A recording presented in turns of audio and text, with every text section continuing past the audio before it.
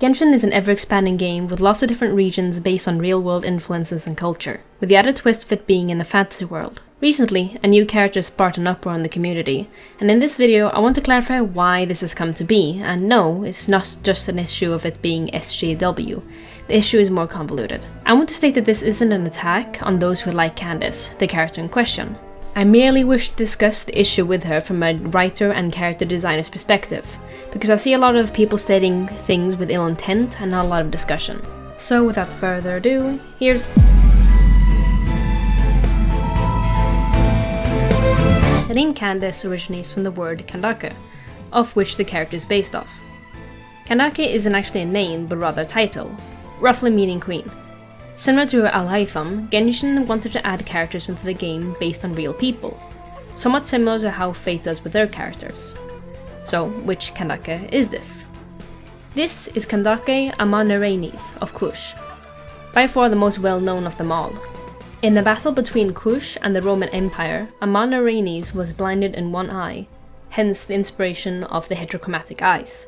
She continued fighting in the Roman Empire for 3 years, after the Roman Empire was forced to propose a peace treaty in the Kush's favor. It's very difficult to know exactly what she looked like, but there are statues of her and she would have roughly looked like this.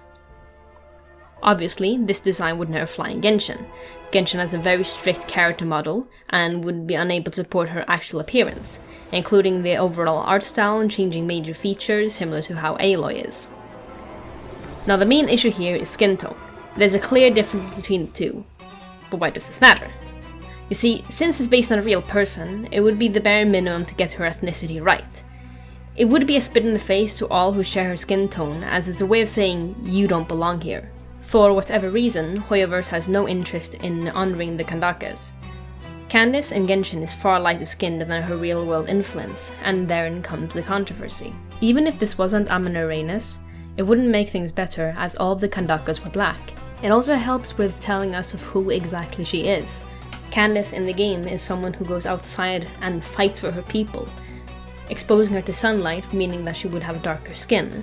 This will be a visual indicator for us that she isn't someone who stays inside and is an academic.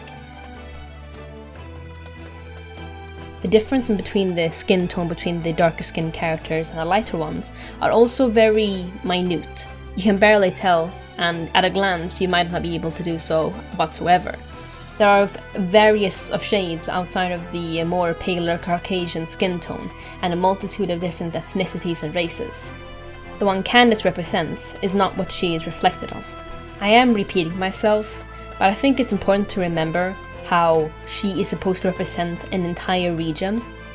Both she and Sino are from the more northern Eastern African areas. Kush and Egypt roughly around the same area, and yet they are not reflected of what they actually are.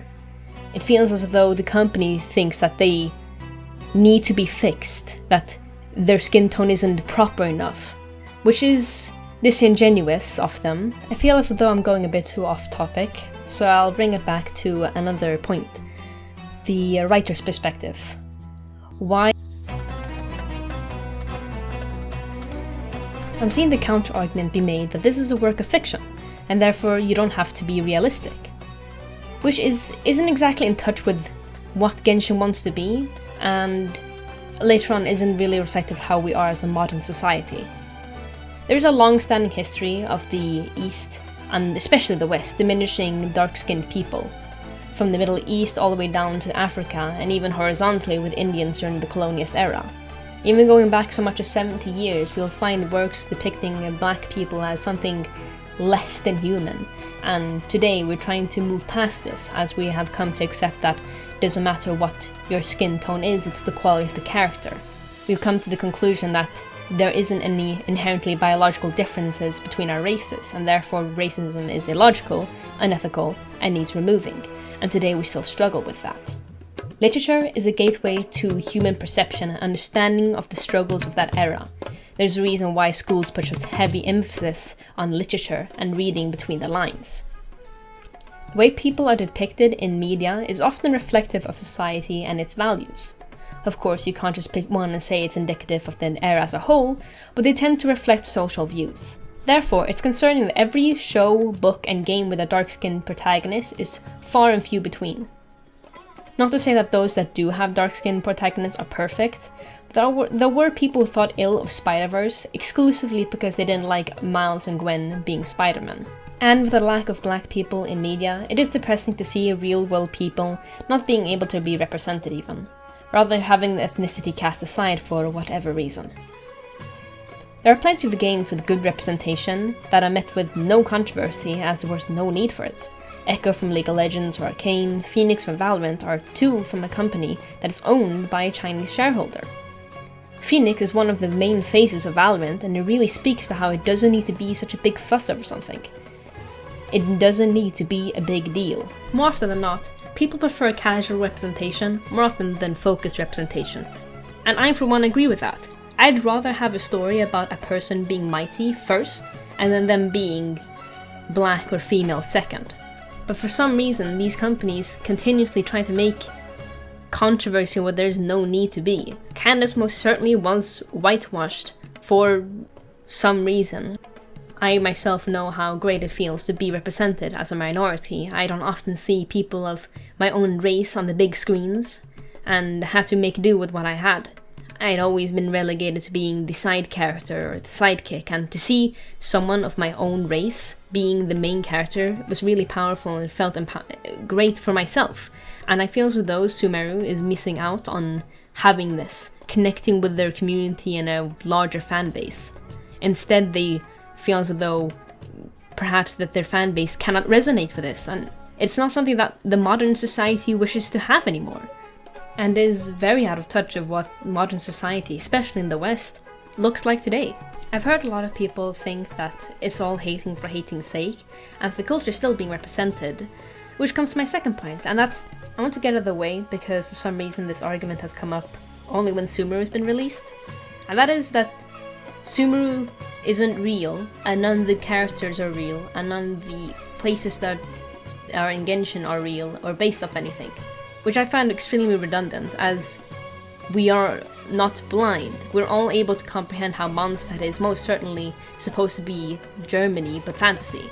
The subtext of it all is that this is Germany, just like how Liyue is based off China, and how Inazuma is based off Japan. That is a fact that seems to be only taken up when Sumeru was released. There's such a thing in writing referred to as coding, and that's when you take something and code it to be something else while saying it's something else. The best example is Steven Universe, how some of the characters to be coded of different ethnicities, such as Pearl being more British. Or if a more popular game is like Overwatch, how Zenyatta is supposed to be from Nepal.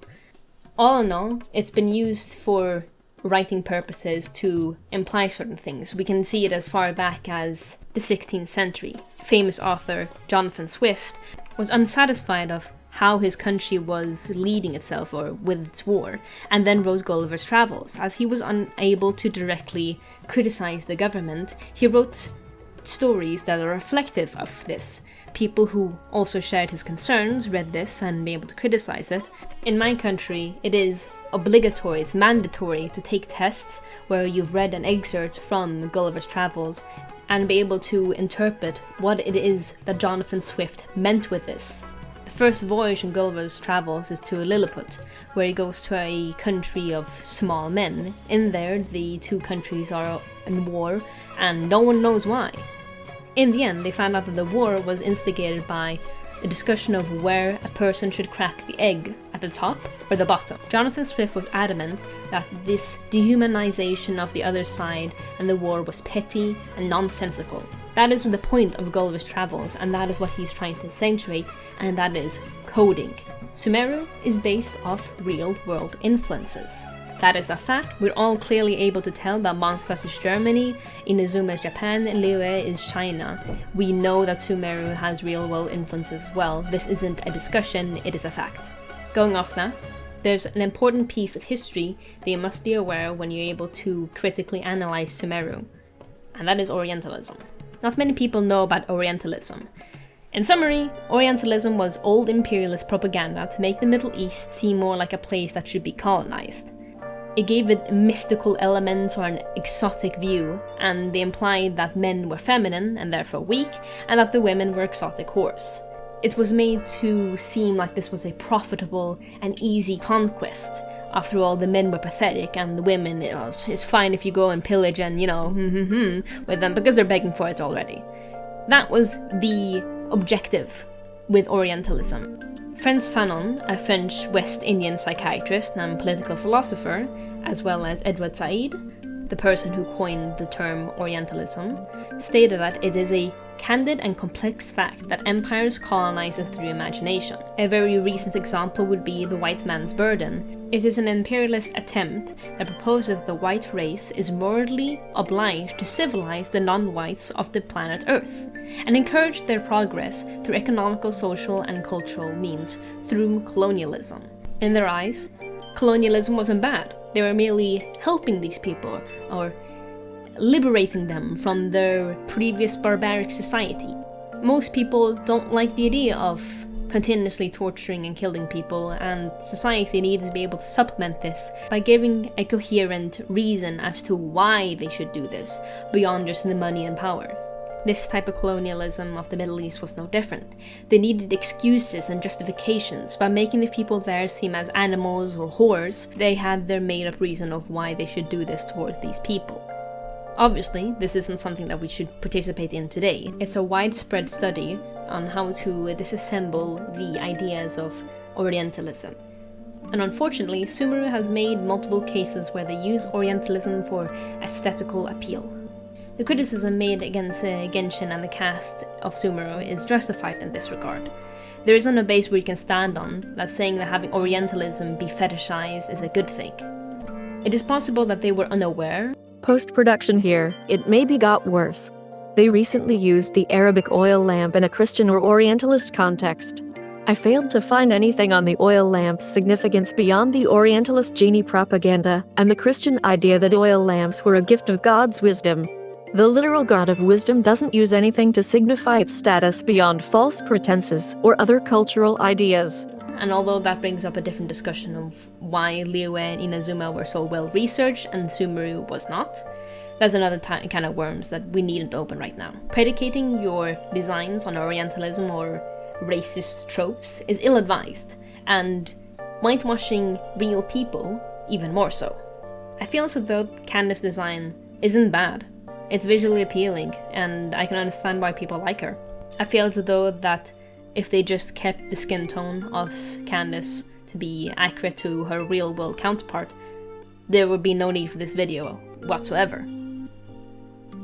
But to disregard the discussion surrounding her controversy as just being angry for the sake of angry or being woke SJW, I feel is a bit disingenuous of the problems that we face overall. I do not find it fun to be angry. I do not find it fun to be negative. I wish for a better game, and that is why I have this discussion in the first place. I wish for a better Genshin, simply. I want for Sumeru to be as good as Liyue. I feel as though everyone deserves that. Obviously, Liyue holds a certain importance to the company as it's based off their country, and I understand that it's going to get some extra love, but to see Sumeru treated as such garbage in some regards, there are plenty of characters that I think is amazing, and unfortunately many that I think are not. All in all, I just feel as though you should treat every person equally, or at least try to. I want to close out by saying, once again, that this isn't an attack. I'm not trying to police people's feelings as much as I'm just trying to inform about the subject. There's a lot of emotion, and understandably so. Seeing someone's race being deemed as unfit would make anybody upset. I do hope that people understand I'm not making this just for the sake of negativity, as it is genuinely enjoyable to be angry all the time, and all I seek is improvement. I hope this was educational or informative. Please do leave feedback. I am always looking for ways to improve, and I hope you have a great day.